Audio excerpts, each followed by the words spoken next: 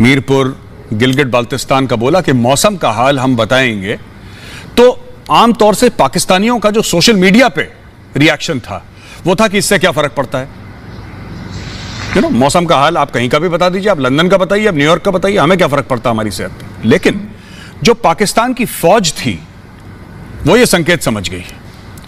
पाकिस्तानी फौज को पता लग गया कि ये हिंदुस्तानी जो करना चाह रहे हैं वो क्या करना चाह रहे हैं।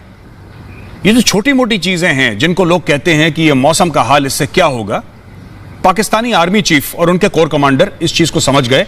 इमरान खान समझे नहीं समझे मुझे नहीं पता, लेकिन यह बात यकीनन कमर जावेद बाजवा साहब समझ गए। आरजू काज़मी, आप कितना समझी?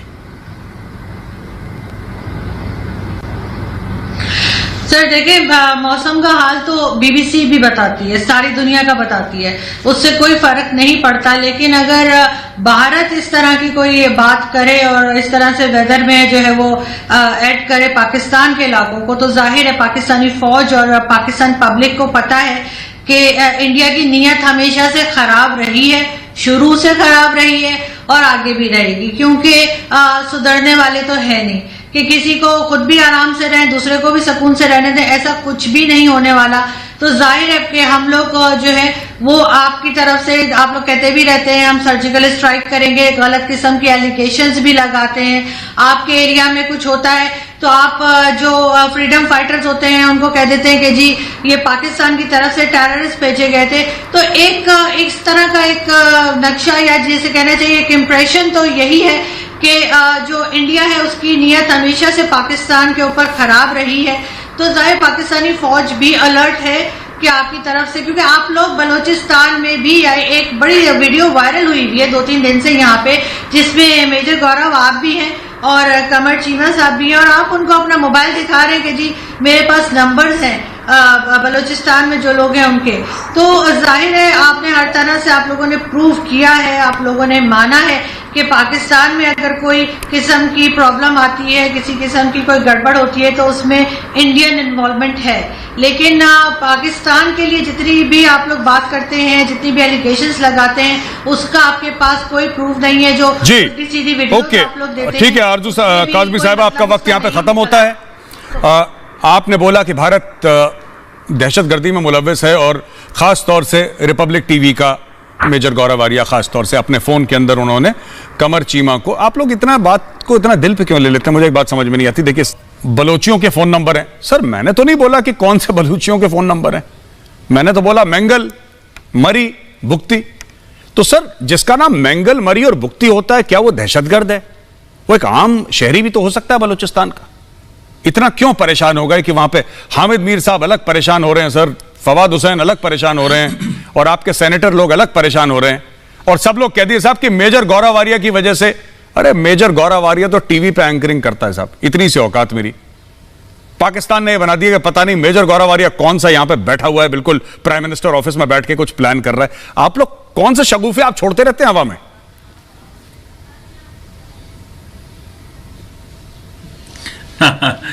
देखिए मेजर साहब, आप बड़े हिट हैं पाकिस्तान में कल से, और हर टीवी चैनल ने ऑलमोस्ट आपकी खबर चलाई है।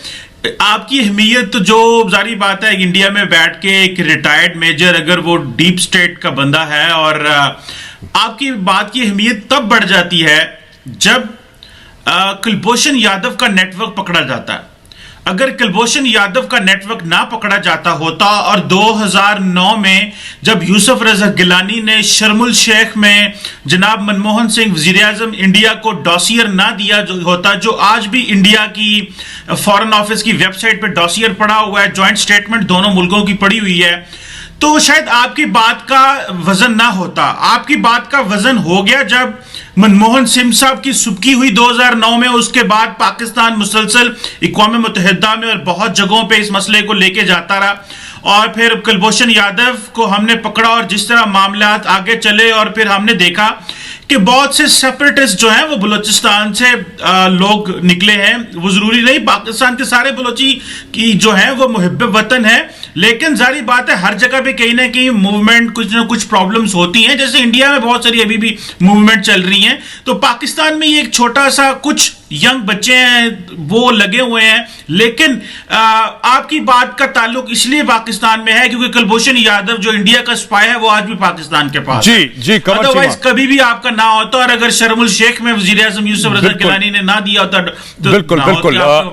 तो कमर चीमा साहब, आपने एक नाचीज एंकर को, और मैं एंकर भी नहीं हूं पूरा सर, मैं तो एनालिस्ट हूं, आपने एक नाचीज सो कॉल्ड एंकर को आपने शर्मल शेख और आपने डीप स्टेट कुलभूषण जाधव पता नहीं कहां से जोड़ के ये पूरा, वैभव एक बात बताइए, पूरा पाकिस्तान अलिफ लैला की कहानियों में घूमता है ये।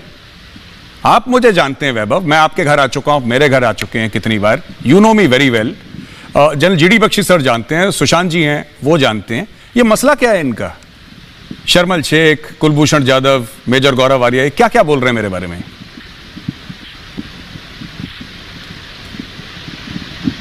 देखिए, वो पूरा मुल्क ही अलिफ लैला की कहानियों पे बना हुआ है, और वो पूरी, उसको अगर हम रियासत मदीना के बजाय रियासत पुदीना कहते हैं तो ऐसे तो नहीं कहते। और दूसरी चीज मैं जो कहना चाहूंगा कि इनका ये कहना था कि कुलभूषण जाधव को पकड़ने के बाद बलूचिस्तान का जो पूरा टेरर नेटवर्क था वो इन्होंने ब्रेक कर दिया है। वहां पे जो टेररिज्म के जितने भी नेटवर्क्स थे वो सारे के सारे उनकी कमर तोड़ दी गई। तो अगर इतना सब कुछ इन्होंने कर दिया था तो अब जो बलूचिस्तान में हो रहा है उसका क्या इनके पास रीजन है? अगर कुलभूषण को पकड़ने के बाद भी जो ये कहते हैं कि कुलभूषण ही वहां पे मास्टरमाइंड था और जो इंसर्जेंसी 1948 से चल रही है उसको कुलभूषण ही चला रहा था, तो आखिर उस इनका जो नैरेटिव था उस नैरेटिव का क्या हुआ? दूसरी चीज कि सन 1970 के बाद ही हिंदुस्तान ने बांग्लादेश का मौसम बताना शुरू कर दिया था ऑल इंडिया रेडियो पे, और बलूचिस्तान शब्द का इस्तेमाल करना शुरू कर दिया था। एक साल बाद क्या हुआ वो सबको पता है। 1971 में बांग्लादेश पाकिस्तान से टूट के अलग हो गया। किसने तोड़ा हम सब जानते हैं, शेख हसीना और नरेंद्र मोदी की वो ऐतिहासिक फोटो जो अभी 2 साल पहले ली गई थी, वो सबके सामने है। तो इनको अब ये समझ में नहीं आ रहा है कि अब ये रिस्पॉन्ड कैसे करे, क्योंकि फौज लड़ती तो है नहीं, लड़ता तो हाफिज सईद है, लड़ता तो जो है सैयद सलाउद्दीन है, बाजवा तो लड़ता नहीं, ना आसिफ गफूर लड़ता है।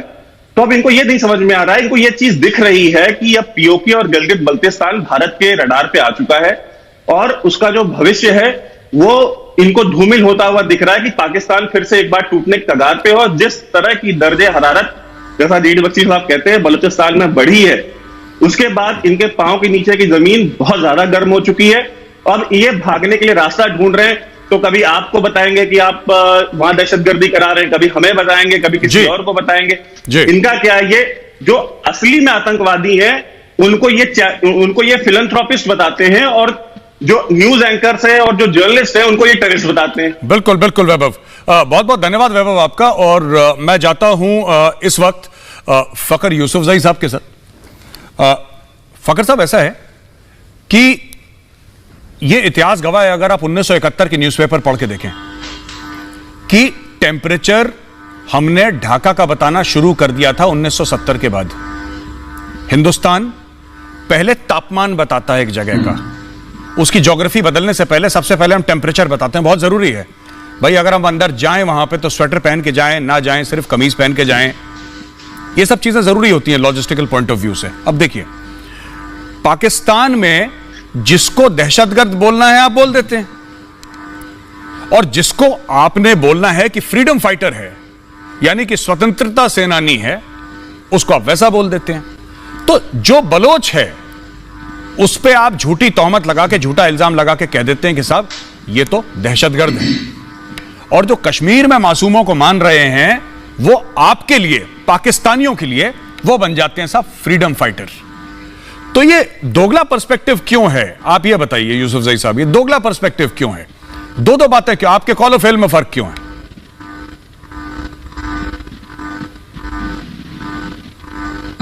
Gaurav, thank you very much for inviting. और आप लोगों ने, अगर मैं पिछले 1-2 सालों को देखूं तो आप लोगों ने बलूचिस्तान और कश्मीर को गड़मट करना शुरू किया, हालांकि दोनों में बहुत ज्यादा डिफरेंस है। अक्सर अक्सर ये बात हम करते हैं, हमारे जितने भी पैनलिस्ट आते हैं वो ये बात करते हैं कि यार बलूचिस्तान की सिचुएशन अलग है, कश्मीर की सिचुएशन अलग है। आप फ्रीडम फाइटर्स कहते हो, बलूचिस्तान में जो लोग पाकिस्तान हुकूमत के खिलाफ लड़ते हैं आप उसको फ्रीडम फाइटर्स का नाम देते हो, लेकिन जिनकी एक इंडिजिनस मूवमेंट है कश्मीर के अंदर उनको आप टेररिस्ट कहते हो। और ये बात यही वावेला करते रहते हो कि भाई ये पाकिस्तान सपोर्टेड टेररिज्म है। तो बलूचिस्तान के अंदर तो आपके खिलाफ बहुत सारी चीजें, जिस तरह चीमा साहब ने भी बात की कलभूषण, या इसके अलावा भी बहुत सारी चीजें। कलभूषण तो एक मेन बंदा था और बहुत सारे छोटे लोग पकड़े जाते हैं जो ये चीजें कर रहे होते हैं। तो आप लोग इसको मिक्स ना करें। दूसरी बात आप कह रहे हैं टेम्परेचर की, टेम्परेचर तो फिर बीबीसी और सीएनएन तो मेरे ख्याल पूरे दुनिया का टेम्परेचर बता रहा होता है, मुंबई का भी बता रहा होता है, कराची और इस्लामाबाद का भी बता रहा होता है। तो वो क्या मतलब आके यहाँ पे कब्जा कर लेंगे? जो आप ये बता रहे हो कि गिलगित बल्तिस्तान टूट जाएगा, आजाद कश्मीर टूट जाएगा और बलूचिस्तान टूट जाएगा, आप लोगों के बिल्कुल ये ख्वाब है। आप लोग हर तरह से कोशिश भी करते हैं, वहां टेरर को सपोर्ट भी करते हैं, फंडिंग भी करते हैं, मतलब इंडियस के थ्रू आते हैं, क्योंकि डायरेक्ट। और दूसरी बात, डायरेक्ट आप नहीं मार सकते, बिल्कुल भी नहीं। ये आपको पता है कि आपकी स्ट्रेंथ और वीकनेसेस क्या है, हमें पता है कि हमारी स्ट्रेंथ और वीकनेसेस क्या है, हम आपको कहां पे चपेड़ मार सकते हैं और आप हमें कहां पे वार कर सकते हैं। अभी कुछ दिन पहले जो केच में हुआ, जो 6 फौजी हमारे शहीद हुए, तो आपका क्या ख्याल है कि मतलब ये हो गया तो ये बात खत्म हो गई? नहीं, आपकी बारी अगर आती है तो पाकिस्तान की बारी भी आती है, पाकिस्तान की एजेंसीज भी है, पाकिस्तान की फौज भी है, पाकिस्तान के लोग भी हैं, ये सारा कुछ है। आप भी अपनी मतलब अपनी जिसे कहते हैं ना एक जंग लड़ रहे हो, लेकिन हमारे यहाँ भी जो लोग मौजूद है वो भी एक जंग लड़ रहे हैं कश्मीर के साथ। बिल्कुल इसको मिक्स ना करे। कश्मीर की एक ऐसी मूवमेंट है, ठीक है, आपके साथ आपके 70 साल बिल्कुल बिल्कुल फखर यूसुफजई साहब, मैं आपका वक्त यहीं पे खत्म हो